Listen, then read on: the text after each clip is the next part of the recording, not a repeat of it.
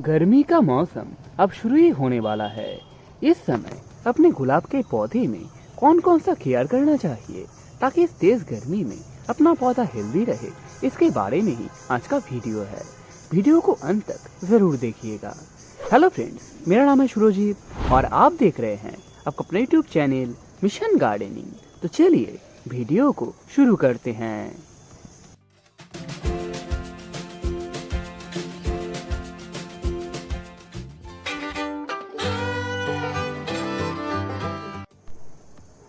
गर्मी का मौसम शुरू होने के साथ साथ पौधों में कीड़ों का अटैक भी बहुत ही तेजी से शुरू होने लगा है।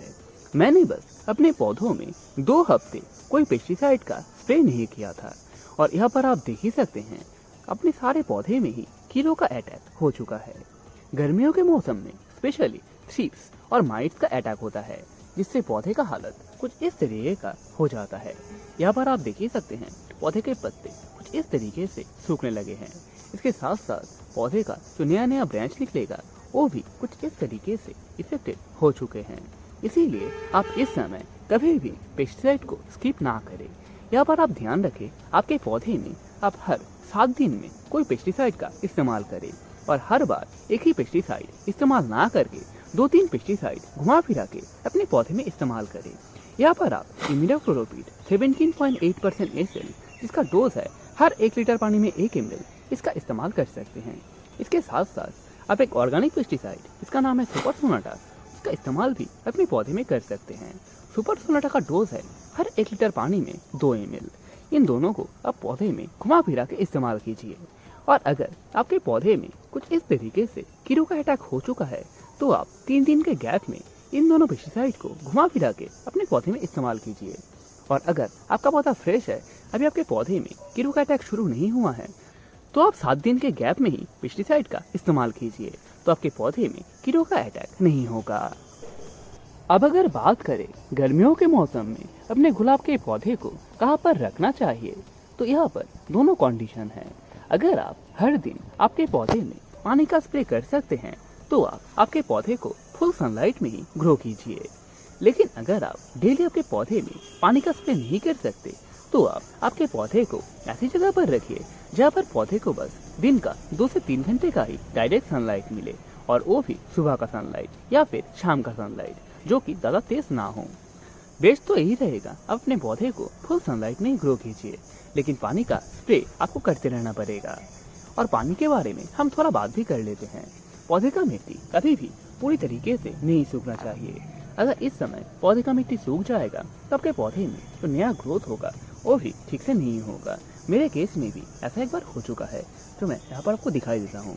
यहाँ पर आप देख ही सकते हैं एक ब्रांच यहाँ से निकल रहा था, लेकिन अचानक पौधे को कुछ दिन पानी नहीं मिला क्योंकि यहाँ पर बारिश हो रहा था। उसके बाद 2-3 दिन धूप निकला और मुझे उतना ध्यान भी नहीं रहा कि पौधे का मिट्टी पूरी तरीके से सूख चुका है। इसके चलते इस पौधे का ग्रोथ भी यहाँ पर रुक चुका है और ये जो ब्रांच निकला है ये भी अब ठीक से ग्रो नहीं होगा। इसीलिए आप ध्यान रखिए आपके पौधे में कभी भी पानी का कमी नहीं होना चाहिए। और स्पेशली अगर आपने आपका पौधा फुल सनलाइट में ग्रो किया है फिर तो आपके पौधे में पानी का कमी बिल्कुल भी नहीं चलेगा।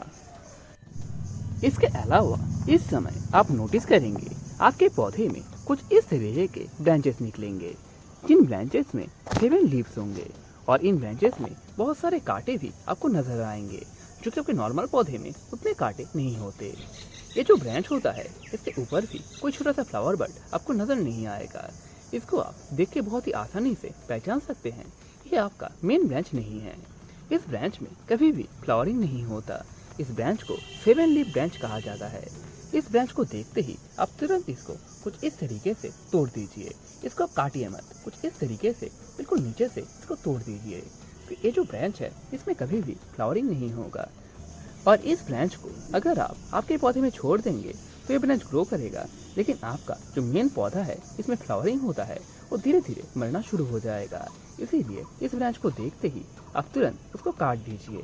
और आप हमेशा ध्यान रखिएगा आपके पौधे का जो ग्राफ्टिंग एरिया होगा, जैसे कि मेरे पौधे का यह है ग्राफ्टिंग एरिया, इसके नीचे से ही हमेशा ये ब्रांच निकलेगा।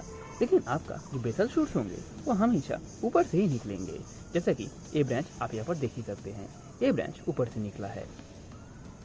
एक और जरूरी बात, गर्मियों के मौसम में अपने पौधे से ज़्यादा फ्लावर नहीं लेंगे।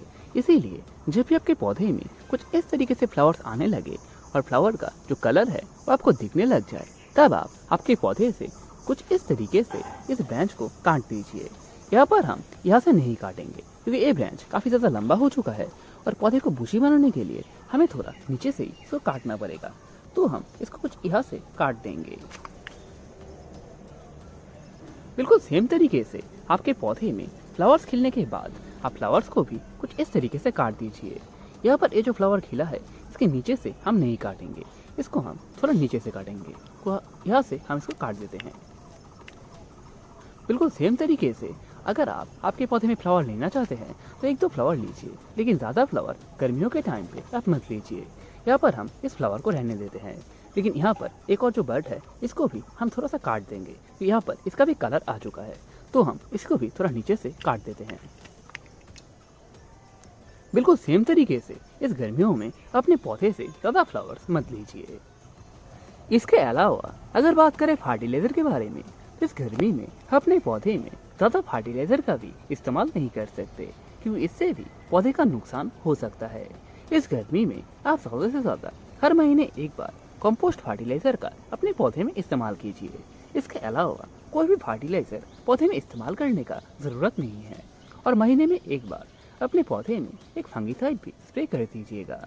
बस इतना केयर ही अपने पौधे में गर्मियों में कीजिए, आपका पौधा बहुत ही अच्छी तरीके से ग्रो करेगा।